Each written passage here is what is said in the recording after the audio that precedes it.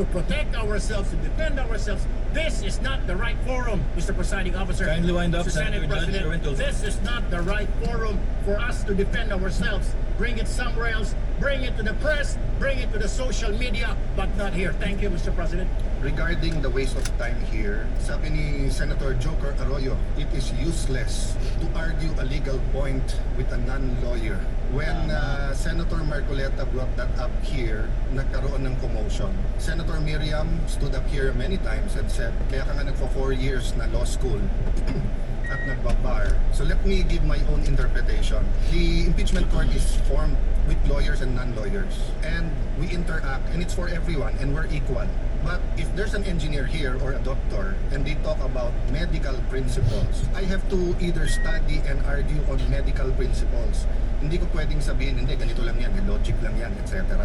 Diba? So, ang legal principle natin today is simple, integrity ng court. So, allow me to mention that to the people and help educate my colleague here. The integrity of the court and the justices or judges is always relevant. So if the Supreme Court or COMELEC, Court of Tax Appeals, Sandigan Bayan is being heard and the judges are being threatened, you give them time. So we cannot take the impeachment out of context. Senator Turn right onto Khalid Ibn al-Walid Street, then make a U-turn at Prince Bandar Ibn Abd al-Aziz.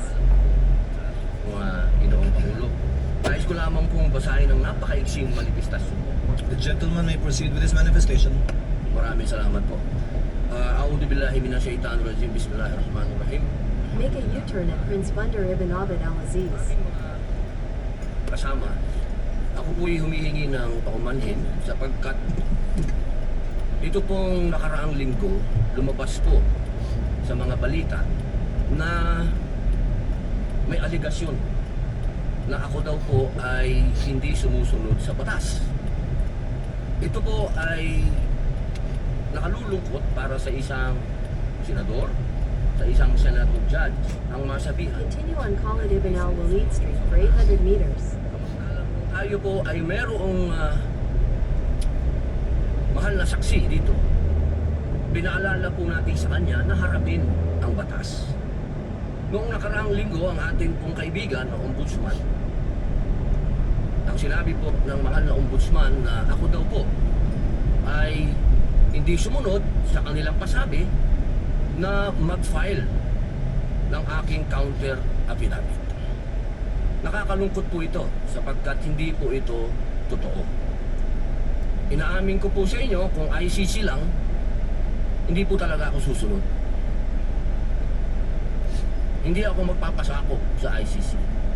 Pero dahil ginagalang ko po ang ombudsman, dahil siya po ay aking kaibigan na itinuturing, dahil nagkaroon na po kami ng napakahabang kwentuhan sa aking opisina nung siya po ay kalihim ng hustisya, nag-file po kami. Ito po, hawak ko po ang original. In 300 meters, turn right onto Ubada Ibn al-Samad. Ito po ang original, nakalagay po dito. Nag-file lang. Nakalulungkot po na pati ang media, Turn right onto Ubada Ibn al-Samad. propaganda na ang isang senador ay hindi sumusunod sa batas. Isang senator judge. Ito po, maaari ko po kayong bigyan ng kopya, mga mahal kong kasama, para mapatunayan na hindi ko po kayo ilalagay sa kahihiyan. Ako po ay Continue on Ubada Ibn al-Samad for 1.5 kilometers. at ganun din po, humihiling din po ako sa aking mga kasama, lalong-lalo na po sa aking kaibigan, Ginoong Pangulo, na sa mga ganitong pagkakataon, hinihingi ko po na tulungan din po ninyo kami. Na maipaliwanag din po namin sa media na meron din po kami mga pagkakataon na ipagtanggol din ang aming sarili at kami wag husgahan kaagad na kami hindi sumusunod sa batas. Yun lamang po, Ginoong Pangulo at tagapangulong Bukom. Maraming salamat. Senators Erwin Tulfo, Senator Judge Alan Cayetano, thereafter Senator Judge Tito Soto are recognized. What is your pleasure, Senator Judge Erwin Tulfo? Mr. Presiding Officer, Senate President, ladies and gentlemen, this impeachment court There's a speed camera ahead. to try the Vice President of the Republic. Ang punto ko po rito,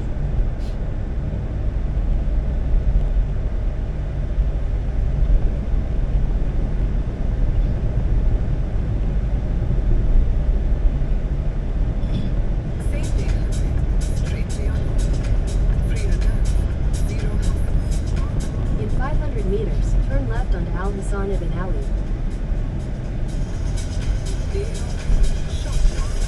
Download the app now. Kasi napapansin ko po ilang araw na nagagamit po natin ang impeachment court. Ang oras po ng impeachment court sa magpapaliwanag. Naintindihan ko po ang posisyon ng aking kaibigan, si Senador Robin Padilla. Yung kanya pong frustrations. Pero gusto ko lang po sa ipaalala sa ating presiding officer, sa ating Turn left onto Al Hassan Ibn Ali. ang ating ginagamit na rules na yun. Kung pwede po ba yung mga problema po labas sa impeachment court na ito o labas sa kaso ng Vice President ay dadalhin natin dito? Di po ba ang korte na ito na itatag para po sana kay Vice President at kay Vice President lamang? Mga ebidensya, mga testimonya, mga pahayag patungkol lamang po sana sa impeachment ng Vice President. Kasi dito pong mga nagdaang araw, Mr. Presiding Officer, Senate President, mga kasama, napansin ko po na nagagamit na akusasyon, mga Nag-verify sa Taguig, sinabi na Senator Judge Soto, thereafter Senator Judge Padilla before the chair makes a ruling on the matter. Yes, Senator Judge Alan Cayetano is recognized. Thank you. I'm You may happy. proceed, sir. I'm happy I finally heard Senator Judge Erwin Tulfo is concerned about the justice or injustice to Vice President Sara. That's good news. Regarding In 300 meters, turn right onto Hafsa bin Omar. Senator Joker Arroyo, it is useless to argue a legal point with a non-lawyer. When Senator Marcoleta brought that up here, nagkaroon ng Turn right onto Hafsa bin Omar. Senator Miriam stood up here many times and said, kaya ka nga nagpo 4 years na law school at nagbabar. So let me give my own interpretation. The impeachment court is formed with lawyers and non-lawyers. And we interact, and it's In 300 meters, turn left onto Prince Nasir Ibn Abdulaziz. engineer here or a doctor, and they talk about medical principles. I have to either study and argue on medical principles. Hindi ko pwedeng sabihin, hindi, ganito lang yan, logic lang yan, etc. Diba? So, ang legal principle natin today is simple, integrity ng court. So, allow me to mention that to the people. Turn left onto Prince Nasir Ibn Abdulaziz. The integrity of the court and the justices or judges is always relevant. So if the Supreme Court or COMELEC Court In 500 meters, at the roundabout, continue straight to stay on Prince Nasir Ibn Abdulaziz. you give them time, so we cannot take the impeachment out of context. May nangyayaring flood control scandal, may nangyayaring gulo sa Team Unity na hindi na united ngayon. We consider Senator Marcoleta and Senator Jinggoy political prisoners, weaponized yung Blue Ribbon Committee at weaponized yung ano. So Mr. President, hindi tama na sabihin na I wasn't, after we brought up the problem with NBI, they doubled down, naggumawa pa ng task force. I mentioned 2 colleagues sa Salian, I didn't accuse them, sabi ko lang, just like Vice President Sara, just because tumaas ang Salian, can we already In 500 meters, turn right onto Correa Branch Road. the AMLA and the bank accounts. So sabi ko, yan ang i-discuss namin sa Monday. Nag-react na, nag-accuse. I did not take up your accusations here today. Si Secretary Vince Dizon, 3 beses na nag-verify sa Taguig. Sinabi na 3 beses na walang ghost. Ngayon, i-verify ulit. I wasn't going to bring that up. But then, i-question ninyo si Senator Padilla. It was all over the news na hindi niya inintindi or he snubbed the ombudsman. I was going to Turn right onto Correa Branch Road, then take the ramp on the left to Route 522. So nauna pa lang 5 minutes si Senator Tulfo, so I'll take the 5 minutes also if you don't mind. The gentleman may proceed and kindly be mindful of the time. Yes, I will now. So I'm just saying, Senator Padilla just stood up to say, sumusunod siya sa batas, tapos kaya umapa. Take the ramp on the left to Route 522. Judge. Lastly, kaya sinabi kong it's useless to argue a legal point. Ilang beses Continue on Route 522 for 1.5 kilometers. prosecute the Vice President? Hindi po. It's our job to try and to decide. It's the prosecution's job to try to prosecute, and it's the defense job to convince us na wala. Our job is to try and to decide. And when you decide, you acquit or you convict. Why is that important? These are legal terms. Hindi pwede yung nanonood na law student ngayon sasabihin, trabaho pala ng judge to clear or to prosecute. Thank you, Mr. Presiding Officer, Mr. Senate President.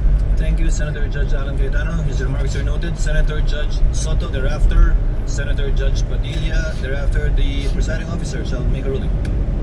You may proceed, sir. You have 2 minutes. Yeah, thank you, Mr. President, the presiding officer.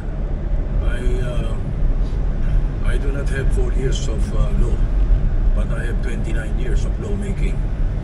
And I move that the manifestations of that we have heard be referred to the Senate proper. We will act on it at the proper time, Your Honor. Thank you. Your remarks are noted. Senator Judge Padilla is recognized. You may proceed, sir. You have 2 minutes. Maraming salamat po, aming nagapamahalang hukom. Ito pong kasuotang natin sa mga oras na ito. Hindi lamang po ito nire-represent ang impeachment ng ating pangalawang Pangulo. Ang nire-represent po nito ay ating karapatan bilang mga Pilipino at unang-una na ang due process. Ito po yun ang ibig sabihin. Kaya ikaw ay pangalawang Pangulo, ikaw ang Pangulo, ikaw ay Senator Judge, ikaw ay magsasaka, ikaw ay mangingisda. Kailangan may due process. Yung pong nangyari sa akin, na ako po ay nahusgahan na kagad bilang Senator Judge, ang pinaglalaban po natin, integridad. ما عرفتها صيفت عن عسير لا تصيف وتعال بعسير صيف احجز اقامتك الحين من قبل That was a fun trip.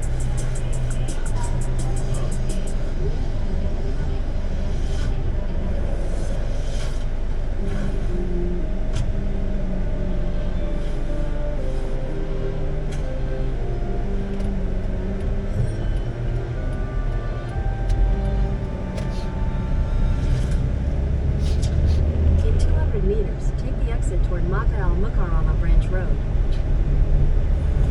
Take the exit toward Maka al-Mukarrama Branch Road. Thank God for Moby Method. Continue on Maka al-Mukarrama Branch Road for 1 kilometer. At ng mga Senator Judge.